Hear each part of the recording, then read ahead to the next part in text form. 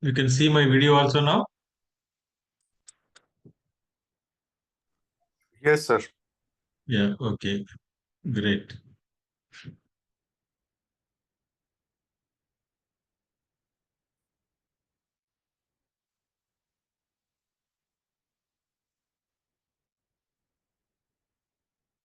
We will start once. Give me a minute. We'll start.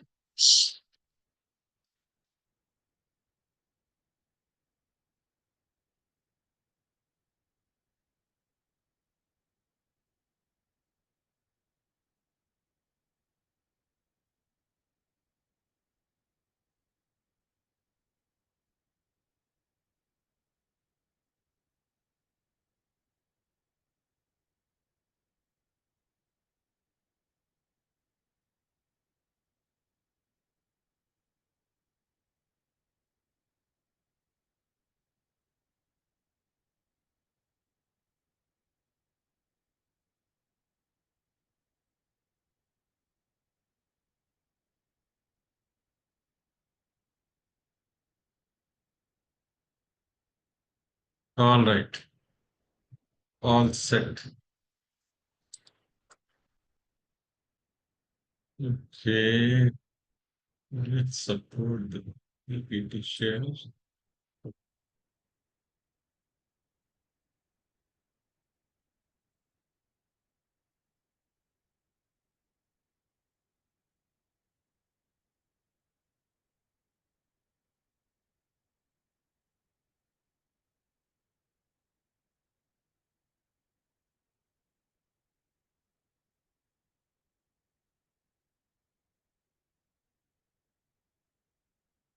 Are you able to see the screen?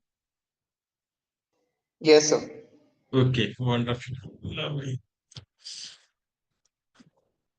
1 plus CHP 2423. Can you change it to your name? Can you rename your device? 1 plus CPH 2423. Okay, we are not able to see. Okay, Mr. Satyam, Mr. Sandeep Kumar, Mr. Ramesh, and of course we have Mr. Naren. Wonderful. All right. So, any questions before we commence?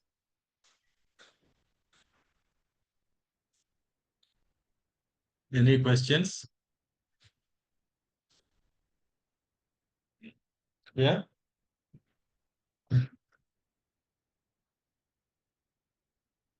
No questions.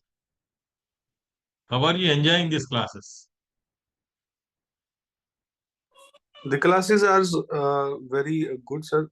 Knowledgeful, and it will be very useful for further career for training development. We use various models like Patrick models, AD models, and discussion, and we did lots of theories, and it's clear our views on about day-to-day life training sessions, sir.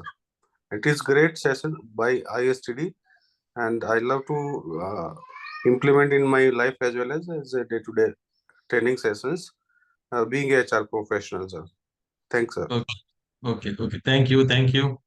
Anyone else wants to share? Mr. Satyam, you are on two devices, is it?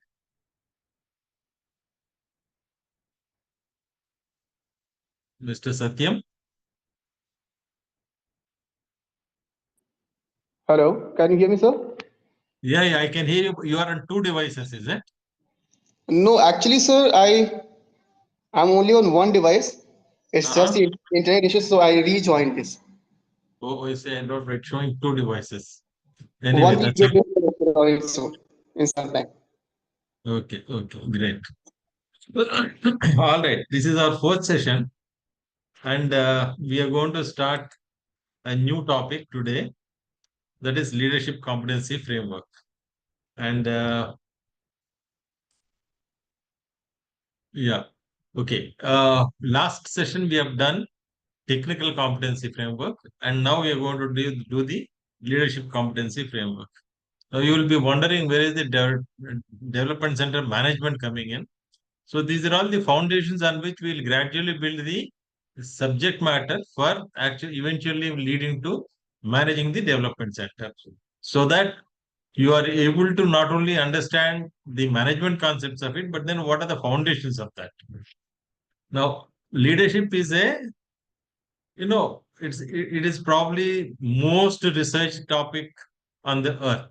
There are so many people who have done research on the leadership in various contexts, both in organizational and societal contexts.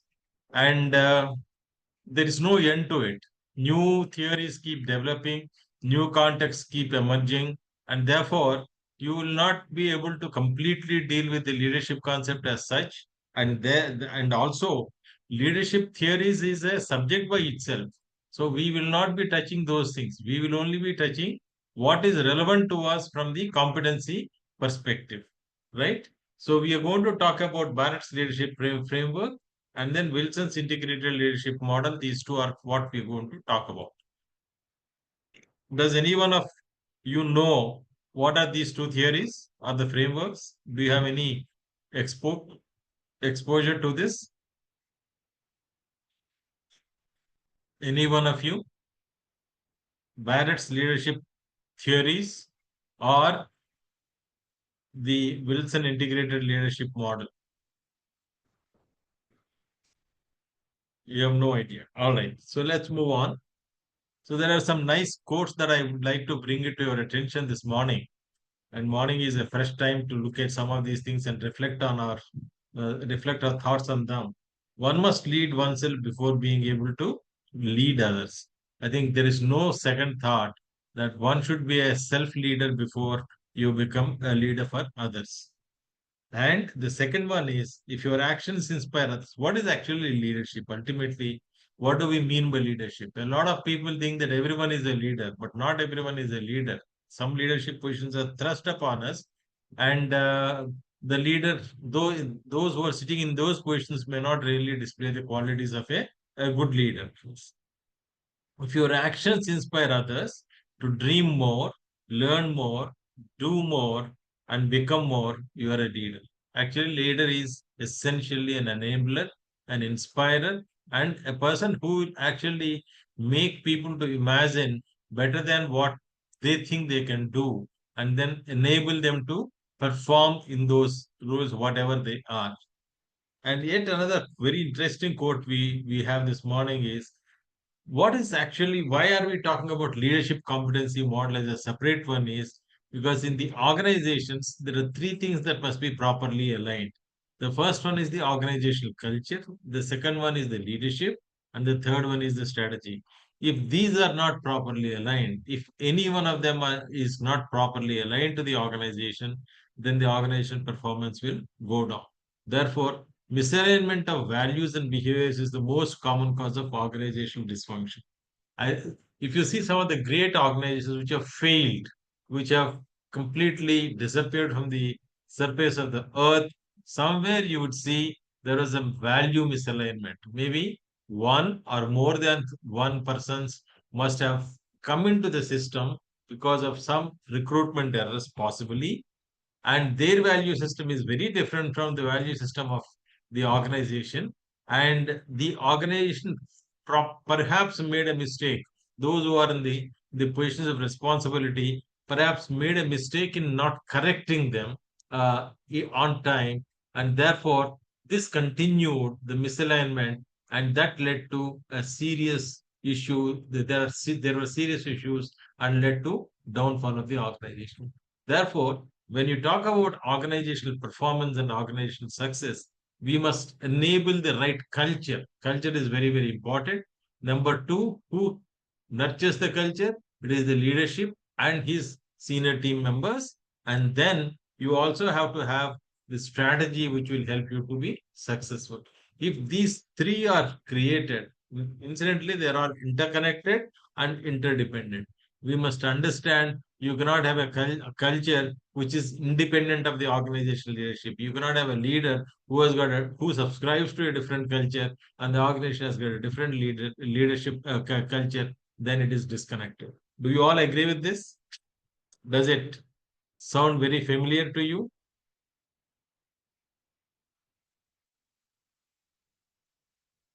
Or you have Yes, any sir. thoughts?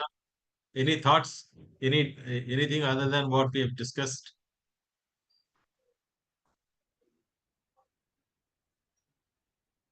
In your own organization, do you find the alignment proper, or do you also find there are some mismatches which will cause you some? I see some misalignments there. Is it okay? Yes, sir. So, I mean, why do you say that? Because on the company pages and during the induction as well, there are many values that were discussed. Okay, That this is the value, these are the practices that we value, these are the things that we don't value at all. We are okay. intolerance to. But when it comes to behavior, Okay. when there are certain things that you notice that they're not working their talk. So there is a misalignment and that causes concern. Yes, What is said and what is practiced, there is a difference, right? correct, correct. Right. Okay. Wonderful. Yeah. Sir, one plus. We didn't get your name. Yeah. Okay. Now the name is clear, Mr. SP Singh. You are muted. Your voice is not audible.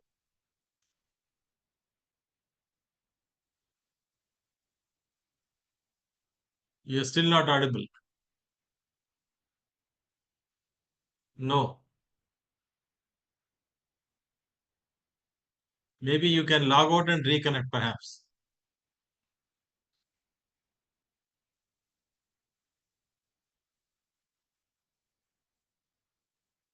Some audio issue there. No, not yet. Not audible, sir. There is some audio issue. Okay. Right. Now this is Barrett's personal consciousness model. Does it sound familiar to any one of you? Not to me. Not for you. Okay. Does it give you some meaning? Just have a quick observation, quick look at that, and try to reflect whether it makes some sense.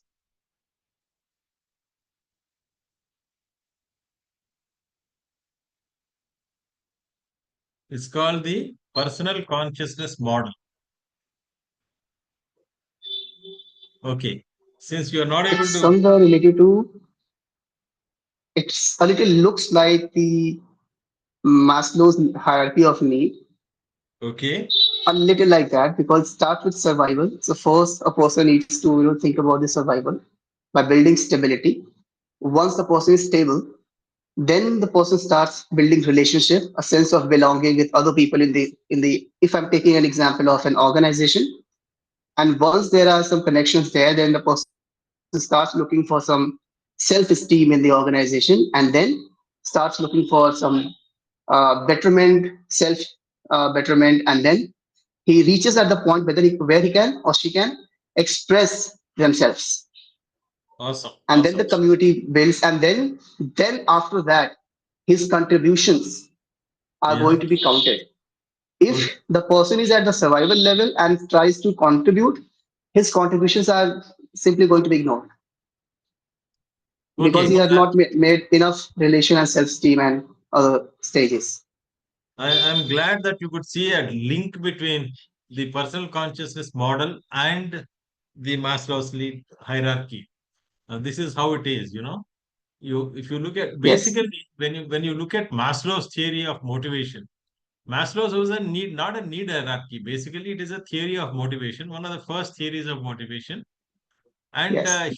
he did not conceptualize originally when he has propounded his theory.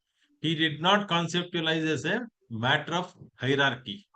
When you are talking about hierarchy, it always means that you have to complete the lower level before you move to the next level, right?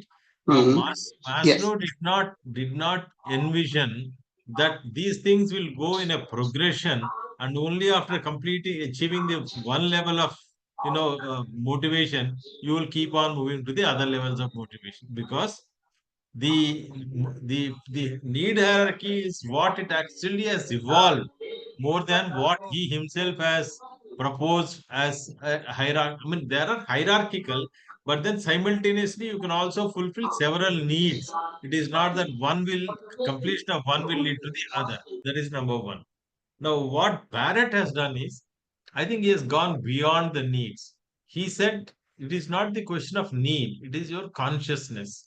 And then he has developed, expanded the needs of proposed by Maslow to seven instead of five or four, what Maslow has proposed originally. He has bifurcated some of them, and he has proposed seven of them, starting from survival, which was basically physical needs from the Maslow to survival, and then he took them up to service. So this is a beautiful way of reconceptualizing the Maslow's theory. And what Barrett has done is he has used it both in at the personal level as well as at the organizational level. So the what we are now going to look at is this. I just wanted to bring in the connection between Maslow's needs hierarchy and the Barrett's personal consciousness model, so that it sticks in your mind that there are people who have done further research after Maslow and made better sense of what is proposed, and they have come up with their own individual models. Now, at the bottom of this, he has called it as survival. What is survival? Now, I'm not talking about the individual level, because that is not within the scope of our discussion. We are now talking about the organization level. At the organization level, survival is basically you need to build an organization that is stable, which means your organization should be financially fine, and physical and mental health of people is taken care of by your organization. If you have got good employee ecosystem and you have got good financial ecosystem, your organization is said to be your organization is said to be stable. Yeah, somebody raised the hand, is it? Or I have raised the hand. It's yours, sir. No, no, I was wondering. I have not raised the hand, but there is some new system. I think I have Yeah, just it it picks it up senses, automatically. when it sees your hand like that, I see. I motion think this sensor is is there. new AI system that has been brought into in the new update. Okay, wonderful. So you don't even have to click that. You have to just raise your hand, it picks it up automatically. All right, great. The second one at the organization level is you need to create an ecosystem where people belong to the organization. Now, people belonging to the organization happens because you have good friendly relationships. You create a family atmosphere, and you create an atmosphere where people feel happy to learn, people feel happy to criticize, feel happy to contribute, and the communication is open. In most of the organization, actually, relationships are a casualty. Many of the leaders, particularly many of the leaders, they do not encourage open communication, and they create a sense of uncertainty, or some kind of uh, relationship issues at this level. But good leaders will have those communication part of it and the relationships being encouraged. And third one is self-esteem. I think one of the important things that leaders should do and contribute is allow people to develop their own positive self-image, then being the best. I think that is what we keep saying, that let the full potential of the individual bloom in the organization. Don't restrict their potential. Security, competence, productivity, and efficiency. These are to be encouraged. That is the third level of it's the consciousness which the leaders in the organization should promote. The fourth one is a very important transition. Now, this is where the transformation comes, consciously evolving. Now, people of this kind of leaders evolve at this level. They create autonomy for their employees. They take accountability for the actions taken by their employees or by their team members. They encourage freedom. They allow people to be more courageous, in their decision making, allow them to take responsibility, and they will encourage innovation. I mean, this is a transformational leadership. People who evolve to this level will be able to perform much better in their organizations and take their organizations to a new level. And with people with this leadership quality will have great satisfaction of working with them. Then self expression. You create, when you come to that level, you create among the organizational members some kind of a meaning and purpose for their existence in the organization. What does it mean? You actually sound very authentic, your integrity is unquestionable, inner alignment between what you do and what you practice, there's an alignment. You create a purpose for the organization and for the people who are around you, creativity, clarity, and you maintain whatever you do, you maintain transparency. You don't maintain secrecy between you and your employees. Confidentiality is different from being secret. Now, transparency does not mean whatever is to be maintained confidentially, you should not maintain confidentiality. Confidentiality is an organizational policy. In certain areas, you'll have to create confidentiality that you will still maintain, but you are transparent in your dealings. Then you come to the connection, which is basically involvement of community. You are making difference to the people who are around you.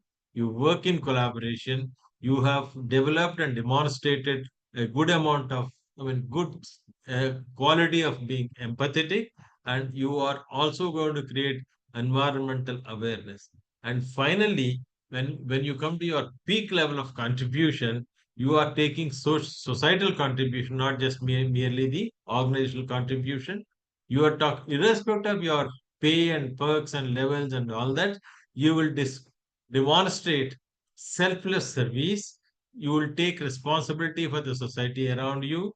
You will also be environmentally conscious, and you create an organization that is for the long term perspective, not for the term that you are in. Most of the top leadership positions are on tenured, and you are not looking at for the 3 years or 4 years. You are looking at the organization as a perpetual entity, and you look at the next 20 years, 30 years, 40 years, 50 years. Therefore, you create an organization that is sustainable, and then you demonstrate a lot of compassion. I think these are the qualities which, though he has evolved from Maslow's, but they make a lot of sense to the organization. The leadership competency model that we are referring to in the context of the current course is that you have consciousness at each level. One interesting thing that Barrett has pointed out was that a person may be able to achieve all those levels. Somebody may be at a very high level of connection or self-expression or transformation, and yet he may be highly interested in making money. There are several people whom we see, they have made enough money, they have created enough, you know, successful organizations or organization, and yet their interest in making money, amassing further wealth doesn't die.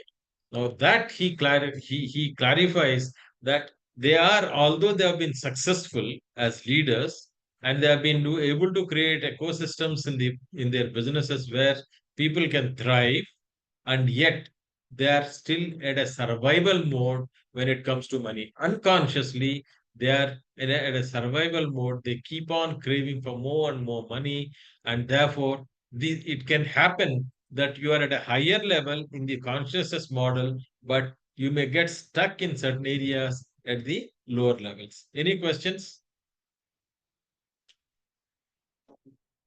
Does it sound interesting? Yes, it is. Are there any new perspectives that you are able to visualize today which you did not think of before, particularly from the organization's part?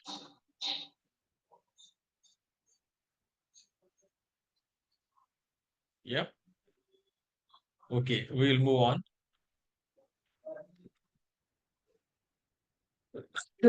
I think this is what we have already discussed. Therefore, I don't have to repeat this.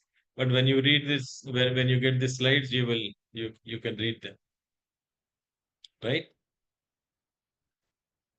Or if you want to look at it for a minute, I will leave it and you can read, ask any questions that you may have. And if you want to bring in some examples that you have seen from your own organizations, you can even narrate that. Tell us a story about somebody whom you have seen as a great, facilitator, innovator, or authentic leader, mentor, visionary leader. In the context of the organization, this is from the personal consciousness model. In the context of the organization, the terminology has been changed from crisis manager to a visionary leader. A visionary leader is somebody at the topmost level, and he is able to bring in long-term perspective, create a vision for the organization, look at the future which others cannot see, and then he will have very, very high level of ethical compliance in the organization. And at the bottommost, able to manage adversity. Yeah. Anything else you want to talk to? Yeah, Mr. Singh, you were about to say something, but you were not audible early. If you want to say something, please.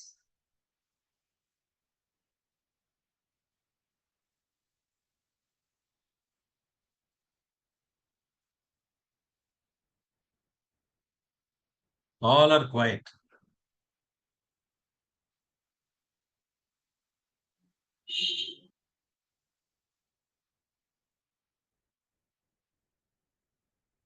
Mr. Jugal Kishore,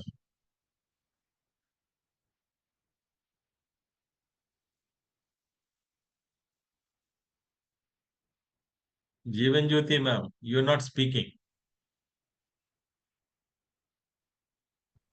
Sir, I just joined, but it's okay, sir.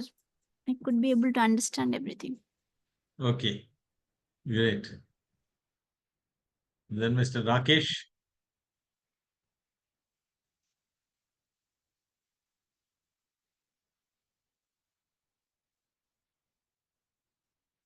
Narenji, any contribution from your side?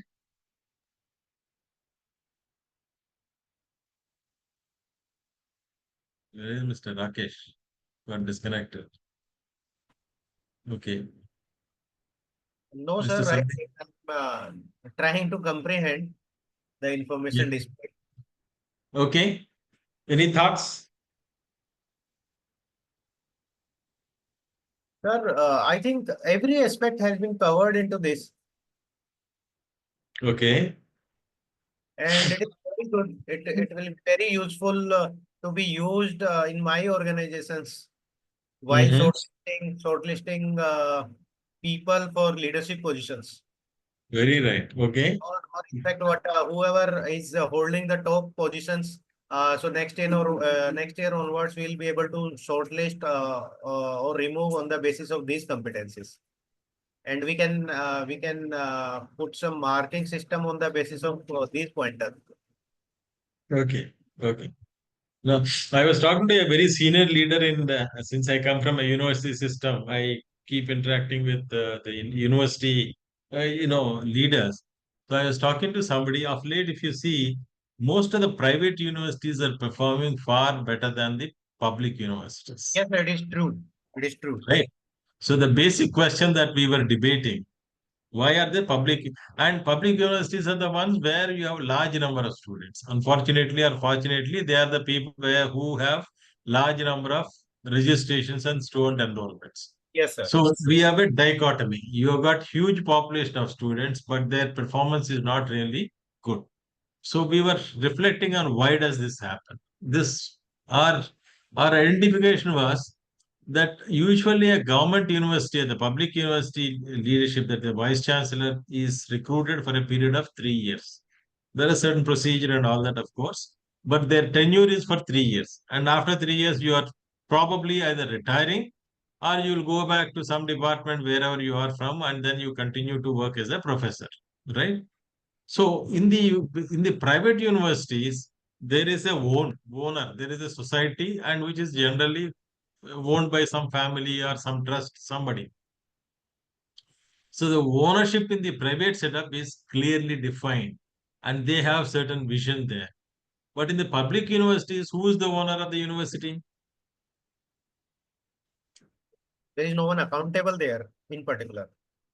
So when there is no ownership, there is no accountability. You see, the problem with public universities is nobody takes the accountability and their ownership. Therefore, there is no accountability. So a person who joins as a vice chancellor in a university in a public setup, he is only counting each day passing is his life in the university is getting reduced. So he is only looking at his 3-year tenure being completed rather than doing anything in the long term for the university, right?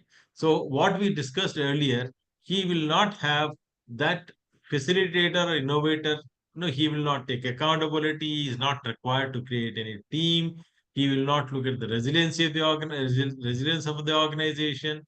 And then he is not going to take any risk, because if something goes wrong, he will come out with the, from the university with a stigma.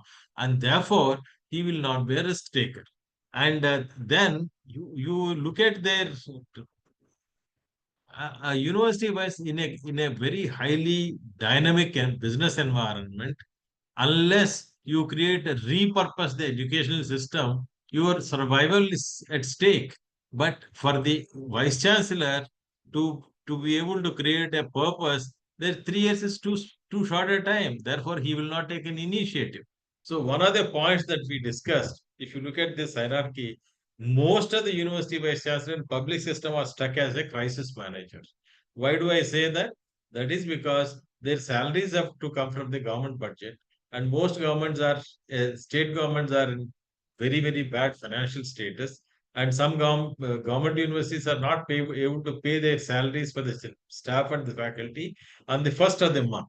So for various reasons, the vice chancellor is always in the crisis management board there, either because of the student issues, examination issues, some other social issues locally, or because of financial stability. So you really can't see that happening and going up to the visionary leadership.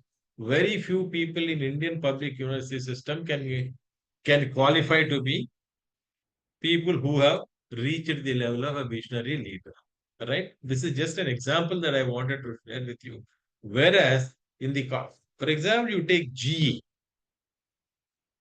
GE is a firm believer in recruiting its chief executive officers who are in the mid 40s. It's a philosophy. It doesn't matter if they have to, supersede several senior level people, but they want to identify a leader who is at his or her mid 40s. Why do they do that? Because after they are recruited, the concerned individual will continue to be lead the organization for the next a decade and half to 2 decades, and that's a very long term. Therefore, the individual will have the motivation to do everything that we have listed in this particular diagram. So he will create his own vision. He wants to leave his own footprints. He wants to develop a leadership pipeline. And he doesn't look at, he would have surpassed the level of being a crisis manager, because he has been a part of that organization and he has probably handled some situations which are very critical. So if you look at from the leadership competency perspective, from the two examples that I've given you, if you have got somebody who has got a long-term perspective in the organization, and who is able to re-envision the organization, those organizations will be able to perform better. I hope I have given you enough clarity, right? So now let us move on to Wilson's integrated leadership model. This is the second one. The first one is the Barrett's leadership model. This is the Wilson's leadership model. I think this most of us are familiar with, because all of us have transitioned into our leadership positions wherever we are, in the more or less in the same way as what we are going to study just now. Now, what is the essence of leader? Actually, today a lot of people are talking about trust in the organizations.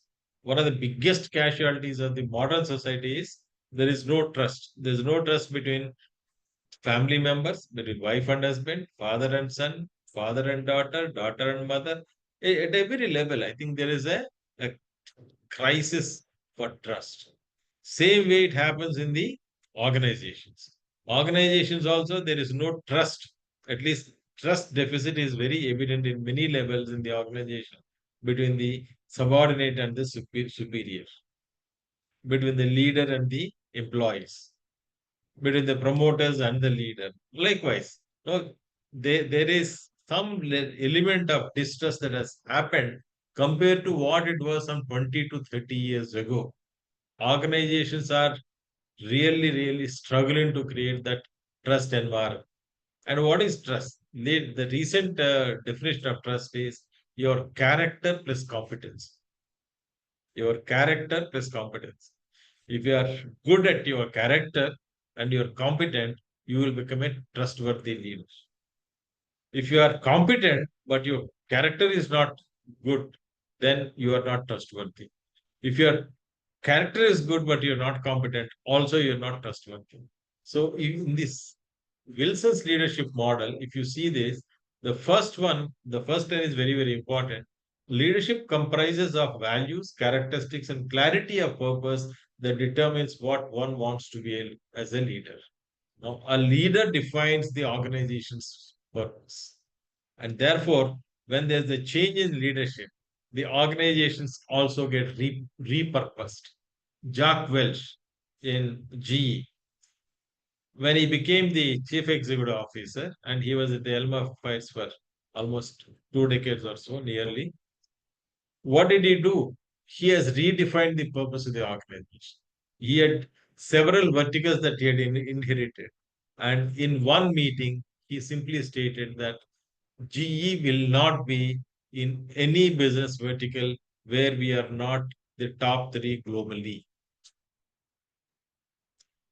We want to be top three globally. So he has put in a team and told them to make a study to understand which are the businesses where they can be top three in the world and which are the businesses they cannot be top three in the world. And he was ruthless in cutting them off. Wherever they thought that they will not be top three in the world, he has got rid of those businesses from G. That is what is repurposing. A leader defines what he wants to build, how he wants to take forward his organization. But people will buy those things, his thought, his competency, provided he is able to demonstrate his values. Values are not something that they can speak from the podium. They have to demonstrate those values, and his character, which people keep seeing day in and day out, should be, and character you cannot hide. What you are, you cannot hide. And that character should be trustworthy, right? Consistency of your behavior is very important. One of the biggest problems that we are all facing, though I do not want to criticize, I think the world is going through a crisis right now because of a leader from a particular country. And the problem with that particular country's leader is his behavior is not consistent. A lot of people call him as erratic, right? Now, 18 individual character factors have been linked to leadership success, and those characteristics are mentioned here. And Wilson leadership model categorizes them into three principal components. As you can see, personal character, social character, and organizational character. Now, you cannot de-link your personal character from your organizational character. First of all, primarily you are what you are, and then you belong to an organization. Therefore, there are certain organizational characteristics. Now, if you look at it, personal character, staying steadfast and decisive in the face of adversity. I know most of you must be reading the news in the global situation. Now tell me which country's leader is very steadfast and decisive in the face of adversity. No. I think last 10 days have been highly, uncertain days, uh, which the globe has been experiencing, particularly because of the tariff war that is going on. Trump. Yeah, that is Trump has been creating the uncertainty, but one leader remained steadfast. He did not react. And he did not, and he said, we will face the uncertainty, but with confidence. Is it our Prime Minister? But our Prime Minister did not make any statement at all. I think Ah, we did not react. We wanted to be neutral, neither wanted to antagonize nor praise. I think it is Xi Jinping from China. If you look at the conduct of China, absolutely, yeah. they have they know that they are going through trouble. They know their business is affected because the Trump's the tariff, and yet they have been very steadfast, and then they said we will face whatever it is. And Chinese have been known for that. Chinese have been known for what they do. They are very, very determined set of people, and I think they are giving a tough, option to the Americans in dealing with that. Now, what do we mean by personal character? You must be a risk taker. You must take initiatives. You must have the drive to do what you want to do. Sense of urgency with which you want to deal. Unfortunately, in the case of our own case, I don't know what the government has thought about, but none of us are clear about what the government intends to do because it is going to affect our economy in some way or the other. Except the RBI statement that our economic growth will be reduced, but we really do not know how that is going to be handled. So the sense of urgency, we are not able to get a feel of it. Then tenacity, resilience, flexibility, and the stress management. I think all of us are, particularly those who are in certain vulnerable industries, they're going through tough time and they really do not know what the shape of things that are likely to come. Now, the social character is showing others respect, being compassionate, and valuing individual differences. I think this is where a lot of people keep criticizing the American president. I think he probably assumes that he is invincible and nobody can in the world can tell him what he should do. That is perhaps the mindset with which he is working. But what the social characteristic means is basically they are you have to be demonstrating integrity, compassion, propriety, values diversity, cooperative, and accessible. Some of these things, if you look at the evaluation of the current leadership in America, maybe you will find that some qualities are lacking in the current leadership. Now, coming to the organizational character, willingness to put organization and customer needs ahead of personal needs. Your organization should be ethical. A lot of companies can make a lot of money if you look the other way and compromise on your ethics. But good companies do not compromise on ethical values. They continuously pump in the information to their organizational employees that ethics are paramount for them, not money. Customer focus. Customer is our ultimate, responsibility, and therefore you always should remain customer focused. The leaders should have the courage to take decisions in the periods of adversity. Leaders should have the courage to take decisions which are very, very tough, and organization should always be committed to first customers, probably then employees, then of course the society to which it was a lot of because they are making use of the resources from the society.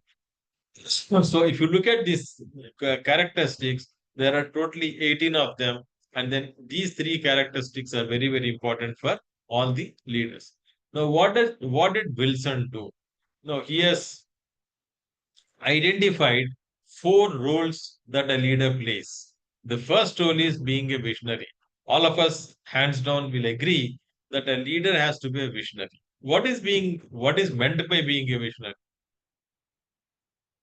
We all talk about vision, vision, vision. What do we mean by vision?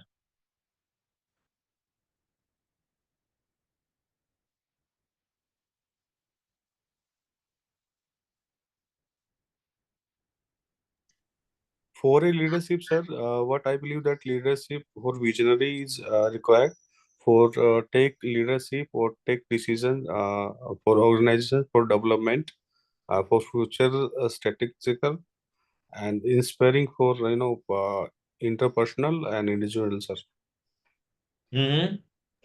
So, visionary would mean somebody who understands the vision is actually the impact that an organization or a community to make. So that's the long-term vision. Okay. Yes, So madam. for vision, visionary, I understand that apart is the way we are going to means achieve something, a goal in a particular way. Means what are the things which we will follow while doing that particular way. That ethics we Okay. can say. Okay. Yeah, Madam Jeevan Jyoti. So vision is like where actually we want to see the organization, and that spot. In that way, if one can think, he is the visionary person. Like long term goal. Okay. Long-term goal. Okay. Okay. All right. Interesting. We use this word very often, but then we don't. I don't think we have the clarity on what is a vision. What do we mean by vision? See, I think according to me, like whatever I have experienced, Dr. Rao, that whenever we talk about vision, as Jyoti said, that I think this is the very obvious definition that it is something like which is a long-term goal, or maybe it is not kind of a short-term thing. But I think I have seen in my 2 decades of experience that whosoever is a visionary leader, they not only look at the current situation, but they are aware of the fact that okay, in next 5 years or maybe in the next decade, what are the different things which will be like overpowering in terms of not only technology, in terms of the goals, in terms of the different KPIs, because it could be a possibility right now you are running behind a target. After 2 years or maybe 3 years or 5 years down the line, that target will become dormant, and then we will be like looking forward to have something else, and that is something like which I have experienced in not only different industries, but in my current industry as well, like we are working right now.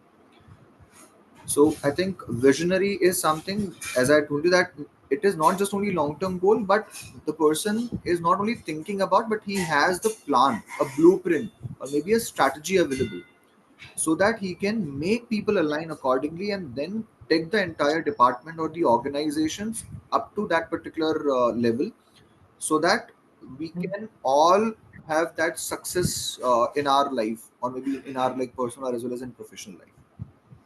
Okay. Okay. Now, all of you are banking on two words. One is long-term, the other one is goal. How long is long-term in when you talk about vision?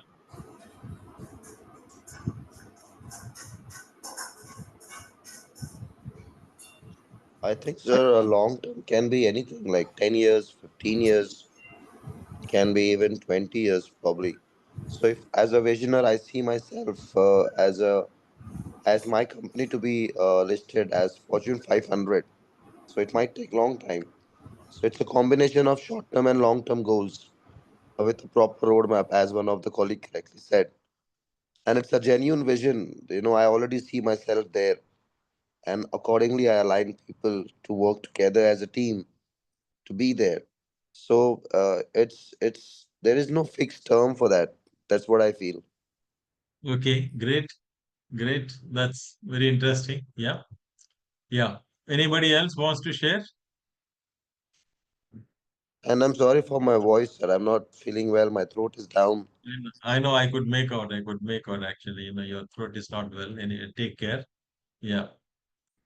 Yeah, okay. I think some of you, those who are interested, if you have not studied this particular article, the classic article of 1960s, published by Theodore Levitt in Harvard Business Review, title is Marketing Myopia, right? Has any one of you had a chance to read this? This continues to be a fascinating article which was written by this particular person, Theodore Levitt, when he was an assistant professor in the Harvard Business School. And at that time, there was railroad transport was a big money-making business in the UK. And he did a study, and then later on that company broke, and then he did a study and came out with a classical thinking how marketers fail to see what is there in the future. Now, his conclusion was basically the definition of business. I mean, that is where the what business are you in has been a popular question since then in all the MBA colleges. Define your business. What business are you in, and what do you do, kind of a thing. So he came out with the concept of being myopic in the market, and his view was basically the railroad transport people defined their business as railroad, not as transportation. Over a period of time, what happened is alternative modes of transport have developed, and then the railroad business has shrunk, and finally they became, I think, completely out of business, right?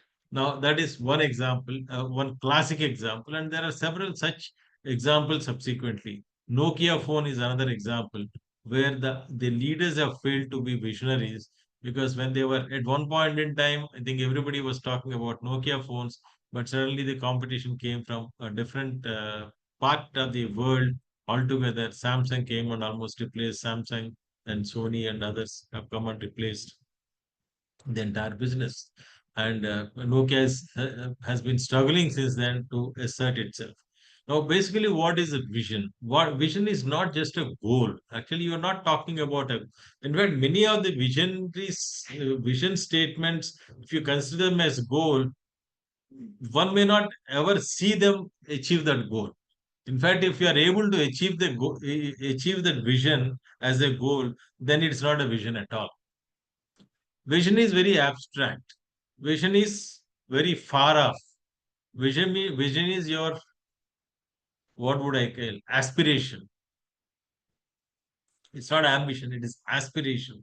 So, in classical literature, it is said that if you are able to achieve what is written as a vision in your vision statement, then that doesn't qualify to be a vision statement, because vision is something which is far off. It is not achievable, but it will put together people to work towards that achievement of the vision, right?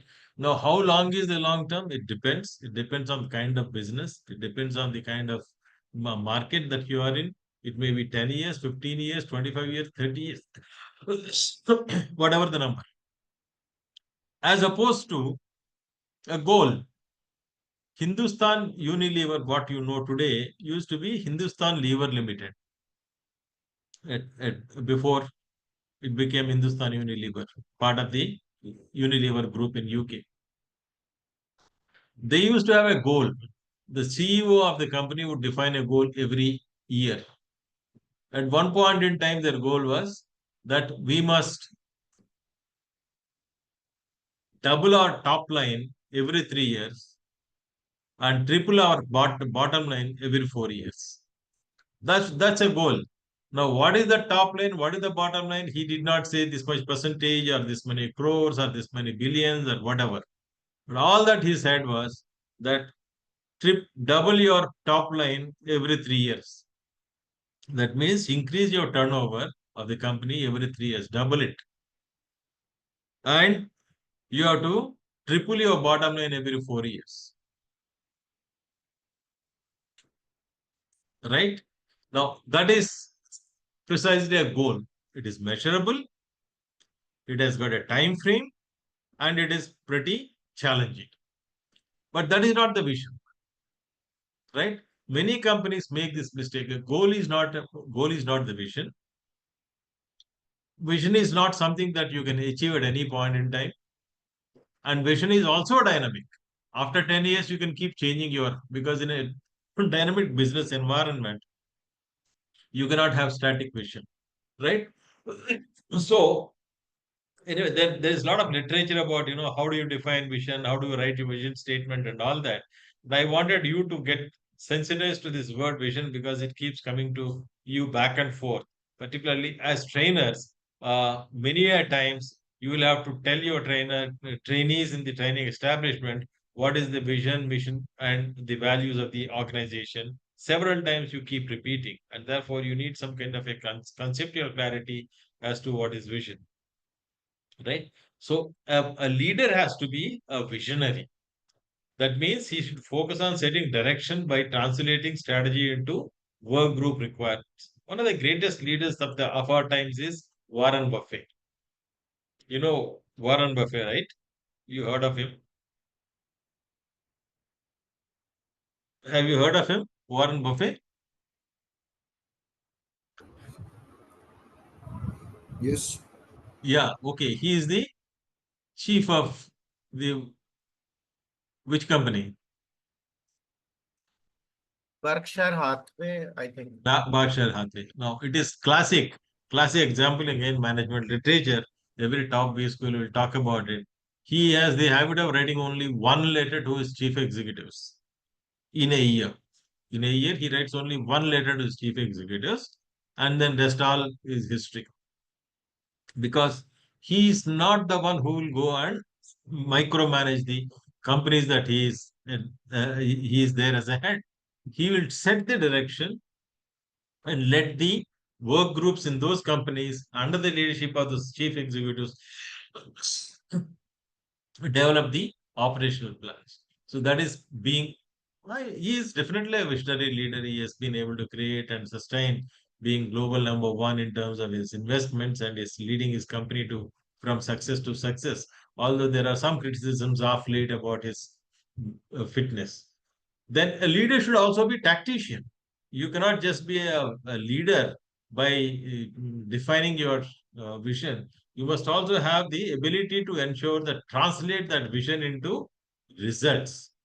A lot of people fail in converting the vision into actions and then to results. So a good leader will also have the ability to convert his vision into actions and then actions into results. And in the process, how do you do that? You will create teams. You will delegate authority, but you will take responsibility. And a lot of people in corporates, they manage businesses through reviews. What is the mechanism that a leader follows is instead of micromanaging the business, you define periodicity at which you will review the results of your teams, and then those teams will perform. That is being tactician. He is a facilitator. He makes sure that everyone is appropriately involved and creating an environment of collaboration and partnerships to ensure effective working relationships. So he will facilitate if there's a conflict between two leaders. I mean, it's quite possible wherever people are working, there can be conflicts, but then a leader does not take sides. He will facilitate in such a way that conflict resolution happens. People work, synergies are drawn, and then organization perform, right? And the contributor ensures leaders' talents, experiences, and abilities are applied to create operation success. This is the particularly as a facilitator or a contributor you will do at the lower levels of the leadership. If you look at the organization when you join as a assistant manager, deputy manager, manager, probably most of the tasks that we don't do anything of direction setting and leading the organization for some future next 10 years, 15 years. Your goal is to achieve the results for the next 1 year. What you do is you will bring in your best of experiences, best of abilities, and use the best of team members to facilitate the growth perspectives for the coming 1 year or 2 years, whatever that is as a contributor. So a leader plays role in all these four dimensions, but as Wilson said, your ability to play your role in these four dimensions keeps changing depending on your level. He defined three levels for leaders: the first level leader, the mid level leader, and the executive leader. Depending on the level at which you are, your contributions and your focus will change among these four roles. You play a role as a visionary at the highest level. Your time and involvement is more on being creating the vision for the organization. At a different level, maybe even at that level, you may be a tactician. Look at, I think, one of the fantastic examples that we have in front of us is the current Prime Minister of India. Look at him. He is definitely, no doubt, by any standard, he is a visionary leader. He has got his own vision. We may agree or disagree with his vision, but he has 100% got a vision, and that has been amply demonstrated over the last 2 decades. And then he is a tactician. I think, look at every election that they fight, this, their tactics keep changing. And what does he do? He identifies the right team. He empowers them, gives them the responsibility. That means he delegates. He doesn't say everywhere that I am going to do this. He delegates. And then he leads it from the front, but he gives enough latitude to his team members to perform on their own. Then he is a facilitator. I mean, I think what happened yesterday in the case of Tamil Nadu, if you look at, reflect on that, now, Annamalai is a very high profile, highly knowledgeable, and he comes from IPS background. But then he understood that he is becoming a block between AITMK and BJP. So what did he do? I think he's very nicely patched up the entire thing through Mr. Amit Shah and got a new leader put in place so that Annamalai is no more a roadblock. So he facilitates, he allows people to collaborate, he creates partnerships. I think if you look at the essence of the current leadership of India, you see all these qualities and characteristics in them, right? So you have in the organization first level, second level, and third level leaders, and each level has different focus. At the first level, when we join organizations as managers and supervisors, our first job, whatever we do, is leading self. I think if you're able to manage yourself as a leader very well, then you are creating a path for yourself. And in this context, I would recommend all of you to read an article published by Peter Drucker some years, long time ago, on leading self. And then that is even today it is relevant. It gives you a lot of ideas, a lot of perspectives on how do you manage yourself, right? Managing self is very, very important at the entry level of leadership position. And at the mid level, you are not only managing yourself, you are enabling others to manage themselves. So when you become the head of the department, or when you come to a mid-level leadership position, you are actually, what are you doing? You are cultivating leaders. You are making your departments to perform. You are making others to contribute. Whereas at the first level, your contribution is very important than anything else. But at the middle level, your your your performance is a sum total of performance of all the leaders who are working with you. And therefore, your goal is to lead others to perform to their best.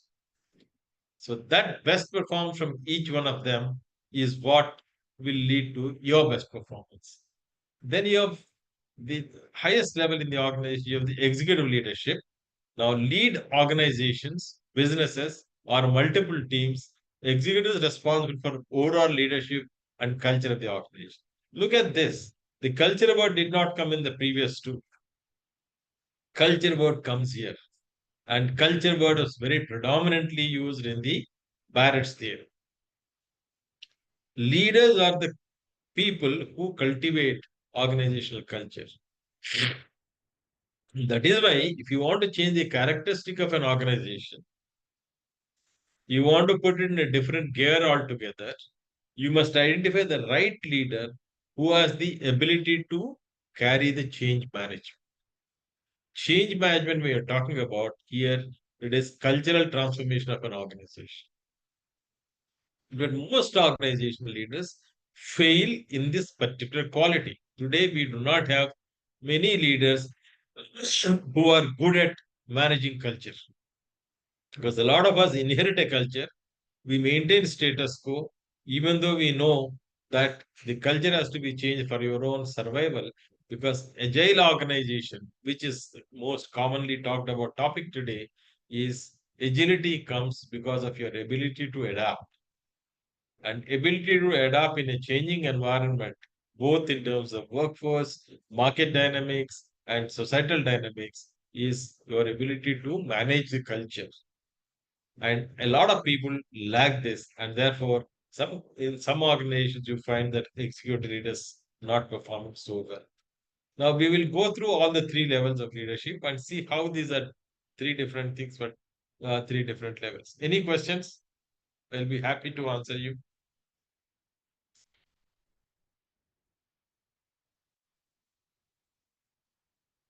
Are you finding it interesting?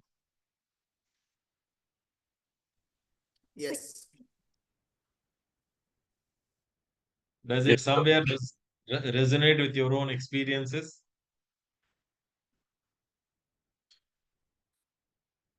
It does. Very nice, very nice. You know, the Wilson's theory of these three levels and the four competencies roles that we talked about, I think all of us experience it. He has very nicely conceptualized them, and we all more or less go through the same. All right. Now, what is the first level of leadership in organizations? At the first level, entry level, what do you do basically?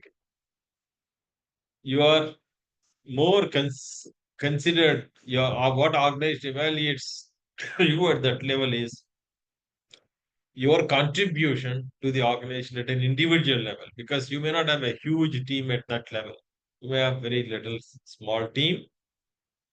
While you manage that team, your ability to perform as at the individual level is very, very important. So you will fight for your survival, because there's a book called The First 1,000 Days in the Organization. What do you do in the first 1,000? You are fighting for your survival. You're fighting for your establishment. You are trying to make people know that you're competent. You are fighting to demonstrate people that you have the ability to lead a department, a task, whatever it is.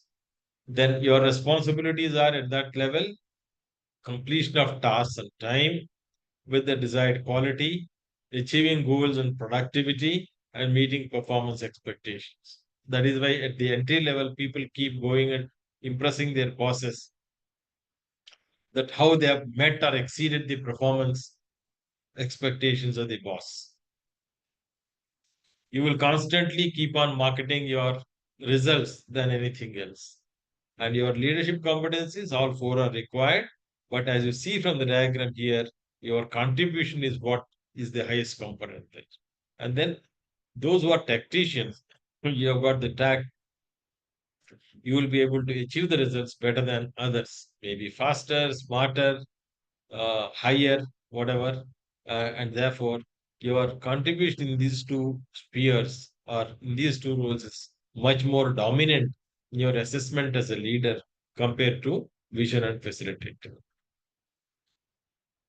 So these are the explanations for all that. But then you look at this first level leader. What will you do as a to the vision, tactician, facilitator, and contributor? Now let us look at from the contributor side.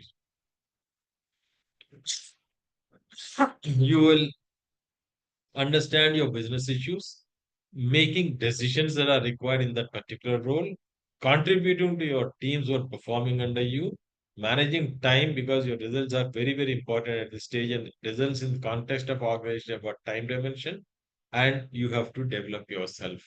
You are trying to evolve from being the first level leader, you have to evolve to a second level and a third level leader. Therefore, you need to also focus, keep on reflecting, and see how you are evolving. Now, at the facilitator level, you are demonstrating interpersonal versatility, resolving conflicts, communicating, and leading groups. At tactician level, this is what is important, dominant role there, managing performance. You know, some people, they in the organized parlance is very common. Oh, he's a smart operator, he's a hard worker, kind of a thing. How smart and good you are in achieving your performance, setting employee goals, how well are you able to translate the overall goals at your end, distribute the goals among your team members, planning work tasks. Good amount of planning gives you better results. Then coordinating work activities with your team, directing the tasks, delegating, hiring and staffing, and focusing on quality of the outcomes that you want to achieve. Then the vision, of course, you don't have much to contribute to vision, but then you look at setting up work group. What at that level, what you need to do is align your vision with the organizational vision.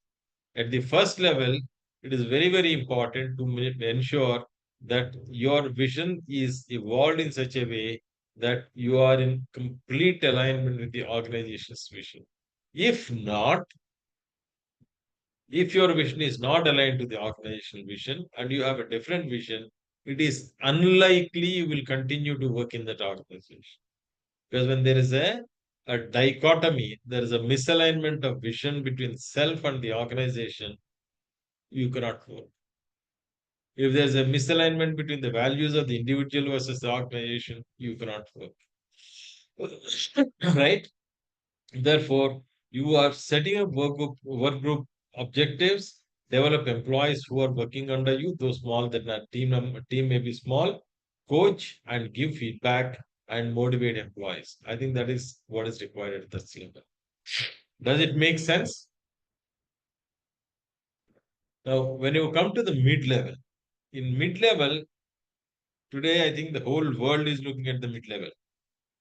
The entire world is looking at the relevance and contingents of the mid level of management, because over several years, researchers have come to the conclusion that mid level contributions are questionable.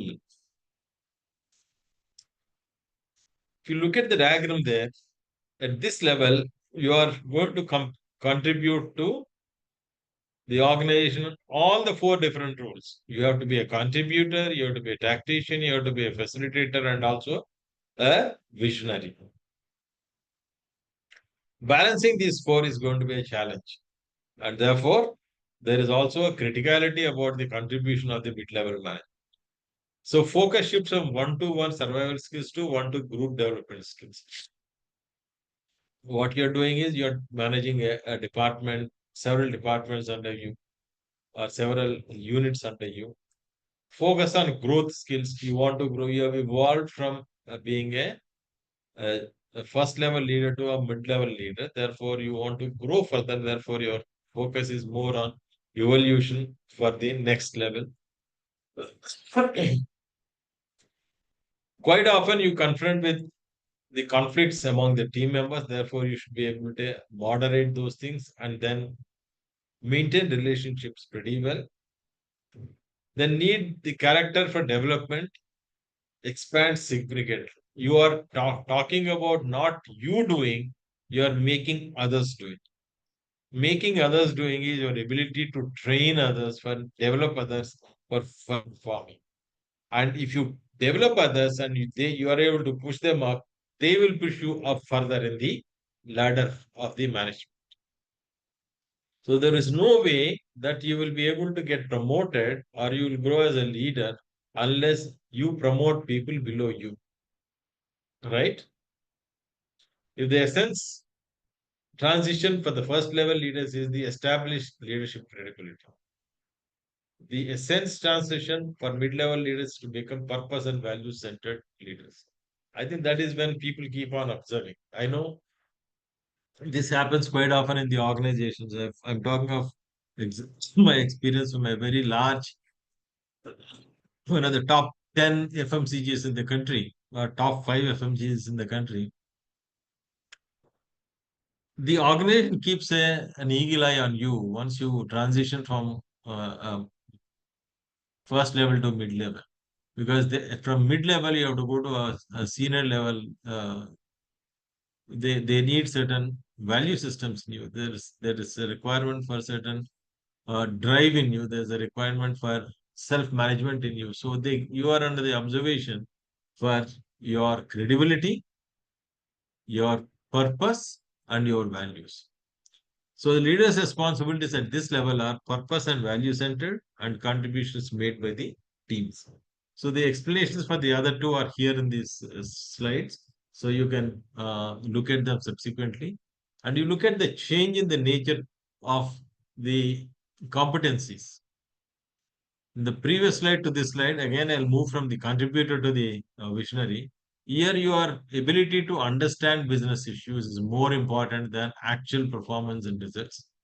Making decisions at a team level, maybe, Understanding business fundamentals. Have you acquired the ability to further refine and change the nature of business, make it more value oriented? As a facilitator, you should be a good negotiator.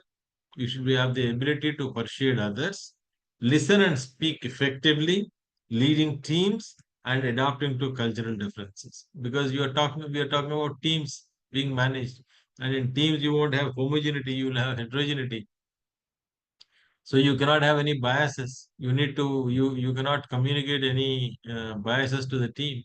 You need to treat everyone equal, and therefore your ability to adapt to the cultural differences is very very important. If you are not able to do it, you are going to malign your name very soon. Then, as a tactician, you are going to tell your team members how to achieve results. Therefore, direct the outcomes. Delegate decisions responsibly. But take whenever you delegate decisions responsibly, you also take the accountability should something go wrong. And because you're working at a mid level, you're also responsible for certain financial decisions of the organization in terms of managing budgets. Therefore, your revenue and expenditure matching should be very effectively done. And at a visionary level, what you need to do, visionary role, what you do is communicate the vision and the purpose of the organization to the teams, develop structures and processes, understand the competitive environment that is in which you are operating or your company is operating, and knowing one's own organization. I think your ability to create relationships, networks, intra organizational networks is very, very important. A lot of us forget the need to have the intra organizational network, but then if you do it, it is going to be intra-organizational network is also going to enhance your net worth as an employee. Now we have come to the final level, that is the executive leadership competencies. This is the topmost level, and as you can see from the diagram, here your contribution maximum comes from being the visionary. How much are you able to contribute to the vision of the organization is more important and assessed and valued than whether you are a contributor or a tactician. Your contribution here is mainly from the vision that you bring to the table, and then your ability to facilitate the organizational processes is very, very important. So here you need additional skill shift more towards organization level strategic skills. You should be able to see the entire organization as a whole. It is no longer the department or the division, it is the organization as a whole, and therefore your ability to integrate and see have an eagle eyes view is very, very important. You have to have the drive to change, create vision for the organization's future, and develop strategies for achieving that particular vision. So, which means you are trying to talk something which others cannot talk. You are trying to visualize your organization for your organization something which others cannot visualize. You are trying to create a future which others cannot create, or at least you have the drive to create that kind of a future, right? Well, look at some of the organizational transformations that have happened. The vision, when you talk about Reliance, is another great example. Reliance, from where did it start and where it is today? What businesses were their focus in the past? What businesses are their focus today? I think it started as a textile company. And then today, Reliance is known more for various other businesses than textiles. Now, how the vision has evolved over a period of time, despite the changing leaders and the leadership roles, right? So, contributor skills are typically reserved for more critical situations. The focus on growth skill means mid-level leaders require moderate or strong skills in all four leadership. Leadership responsibilities here are strong capability to foresee into the future and create systems. What does that mean? A leader should have the eye to scan the business environment far more effectively than any other levels of leadership. A leader should have the connections and with the other leaders who are able to discuss what is likely to happen in the future than what happened in the past. Leaders should be able to see where the competition is going to come from, which can often happen from unexpected quarters. Look at the music industry. Music, all of us know that it was originally, gramophone, LP players and all that. Then it moved on to tape recorders. Then it moved on to some disc playing the music. Then it moved on to some hard disk or pen drives being used for playing the music. And today, how do you play the music? If you have to play music, where do you play it from?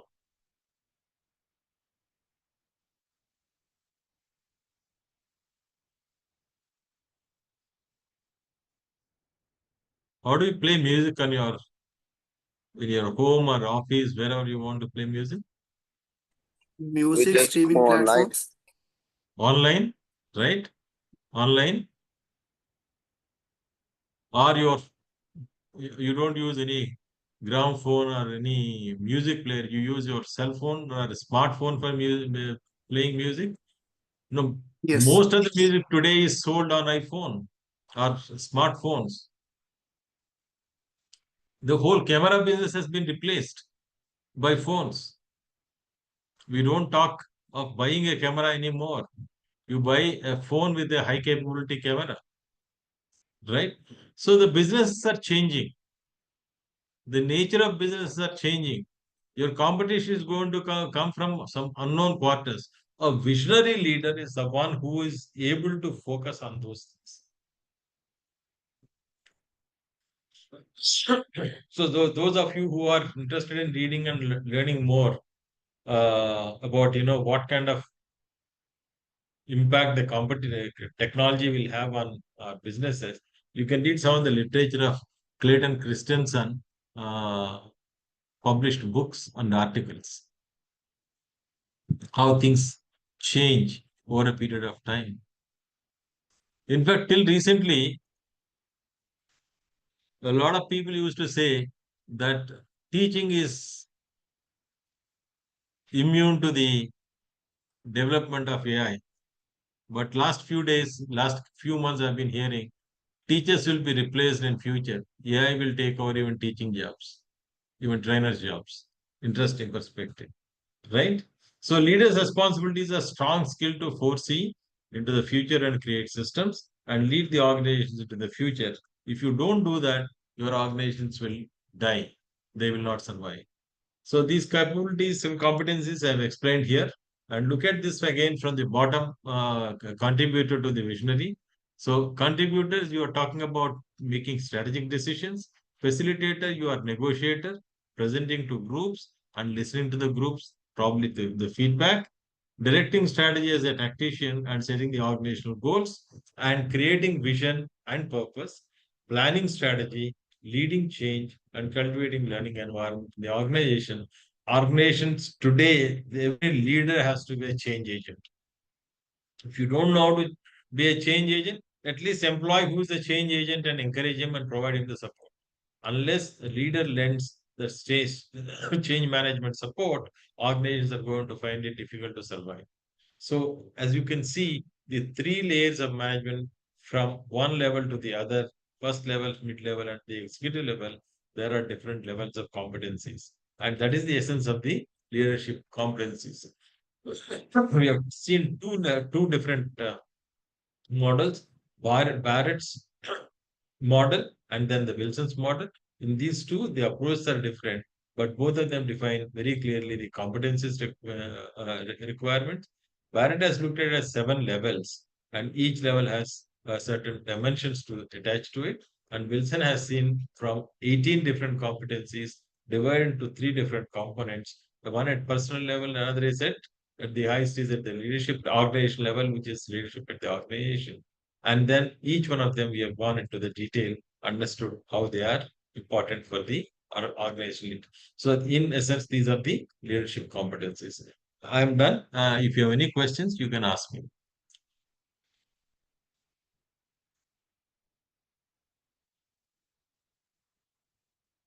I try to provide as many examples as possible, but if you still have some examples that you want to share, it will be a great valuation to all of us.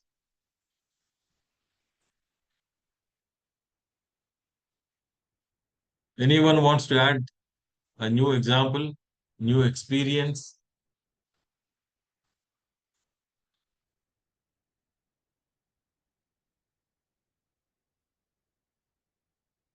Yes? Keep speaking, keep contributing.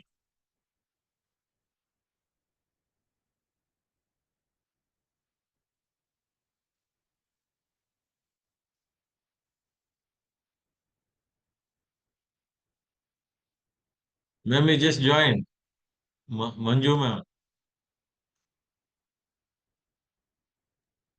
we are almost. Yeah, yes. I have one doubt. Yes, ma'am. Can you just visit the previous slide? Mm, The second one or third one? Mm,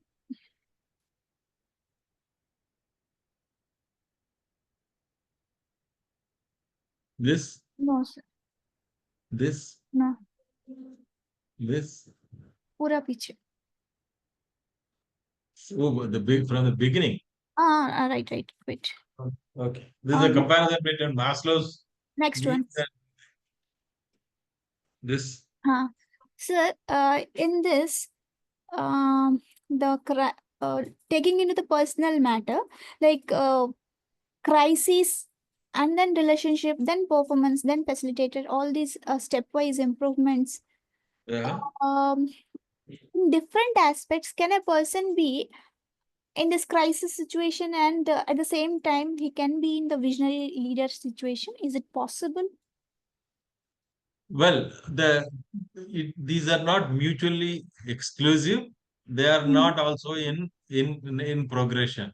A person can be in operating at different levels simultaneously, mm, but predominantly mm, in the evolution of a leader, these are all the competencies every leader needs, right?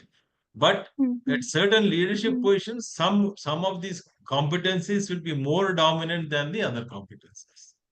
So, like I told you, when you are joining an Okay. organization and when you are running an organization, probably in the beginning you are looking at financial stability as a crisis manager. But once you reach a certain level, your focus Mm, is more on the being a visionary leader, mm, right? Okay. So Okay. all of us in our own personal life, if you look at from our first leadership role in the organizations to what we are today, as we age and as we progress, our own perspectives would give you an idea of how you have changed.